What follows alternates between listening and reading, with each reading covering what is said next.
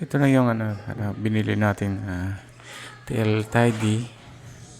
Tail tidy ba tawag doon? Basta lalagyanan ng plate.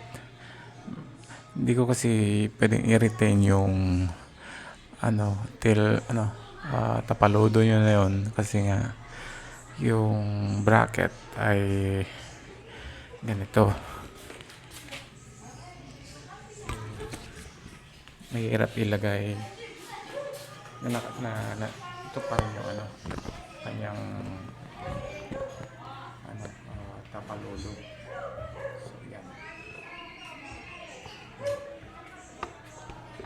there's no way na may ilagay natin na ito pa rin yung gamit natin. Ayan. Ito naman in-order ko knowing na aluminum to, pero pagdating plastic pala. Hindi kasi nakalagay sa specs na hard plastic or ABC something.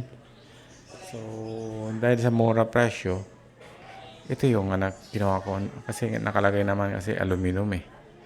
So isang kailangan minsan tanungin sa seller kung legit ba na aluminum or plastic lang.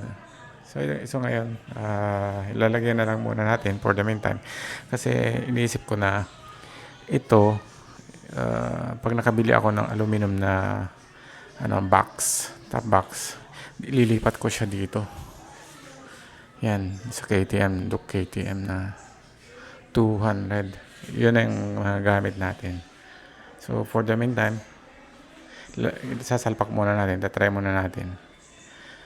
Then pati nga dito sa electrical nito, hopefully hindi naman gaano mahirap.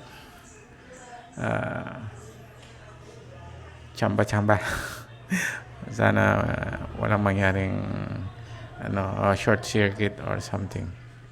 Say okay, set up muna natin. Mamaya na ulit.